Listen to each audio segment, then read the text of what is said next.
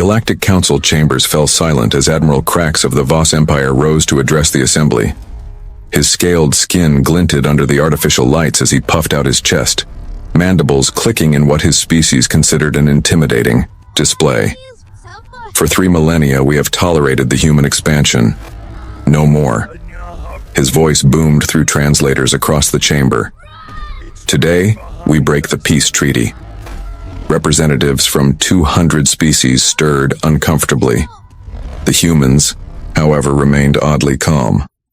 Tom Wilson, Earth's primary representative, merely raised an eyebrow. He was a middle-aged man with graying hair at his temples and laugh lines around his eyes that deepened as he listened to the Admiral's speech. The Voss Empire claims the Arcturus system, Krax continued. We have dispatched our battle fleet to secure it. Consider this formal notice. Arcturus was home to 4 human colony worlds with a population of 12 million. The Council erupted in chaos. The Voss were the 3rd most powerful military force in the galaxy, behind only the Mantari Collective and humanity itself. Breaking.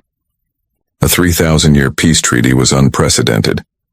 Wilson tapped his communication device twice, then leaned back in his chair, seemingly unconcerned.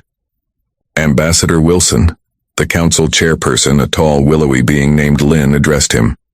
The council recognizes Earth's right to respond to this declaration. Wilson nodded, stood, and approached the central podium. The chamber quieted. Gary. Voss Empire's declaration is noted, he said calmly. Earth has a simple response. Everyone leaned forward expectantly. Wilson smiled, and then he laughed. It started as a chuckle, grew into a hearty laugh, and finally became a deep, resonant sound that filled the chamber. Several council members joined in nervous translation requests, believing they had missed something. I'm sorry, Wilson said, wiping a tear from his eye. But Admiral Krax seems to be operating under several misunderstandings. Krax's mandibles clacked, angrily.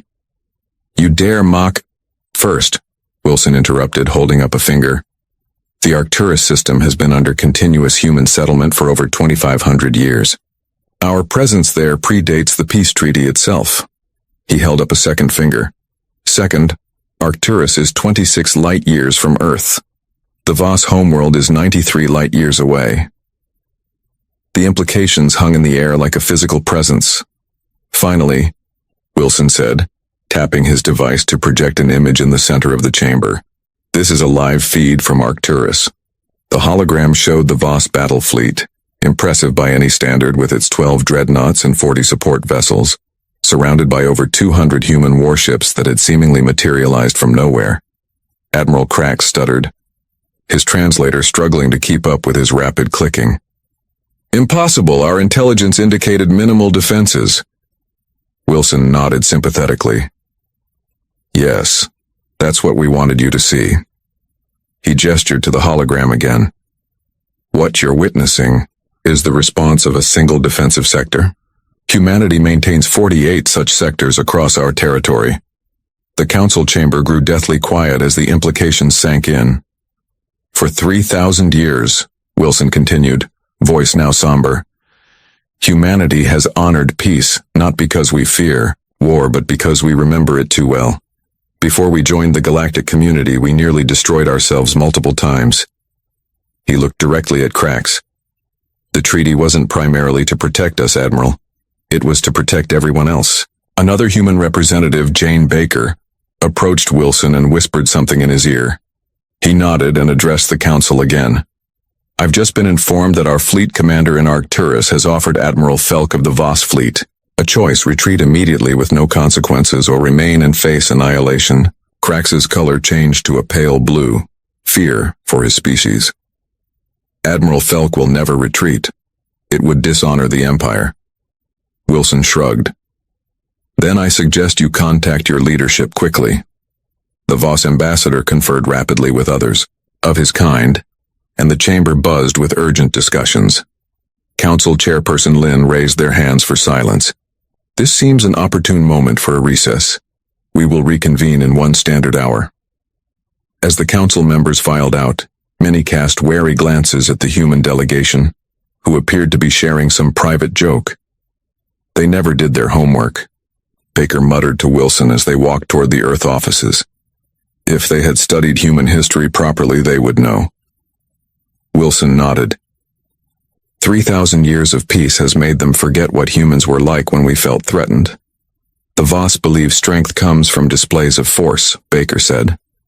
They never understood that true power is having overwhelming force and choosing not to use it, until absolutely necessary. Back in their offices, they received word that the Voss Empire had sent emergency orders to Admiral Felk to withdraw immediately. Their battle fleet was already in retreat. When the council reconvened, Admiral Krax was conspicuously absent. In his place was a civilian diplomat who formally withdrew their claim to Arcturus and reaffirmed the Voss Empire's commitment to the peace treaty. As the session concluded, an elder representative of the Mantari Collective approached Wilson. Your people's reaction puzzles me, the Mantari said. When faced with war, you laughed. Why? Wilson smiled. Sometimes laughter is the only sensible response to absurdity. The Voss thought they could intimidate a species that once split atoms to wage war against itself. The Mantari's compound eyes blinked in sequence, their equivalent of a thoughtful nod. I believe I understand now, they said. It is not that humans love peace because you fear war. You love peace because you are terrifyingly good at war. Wilson's smile faded. Precisely, and we hope never to prove that again.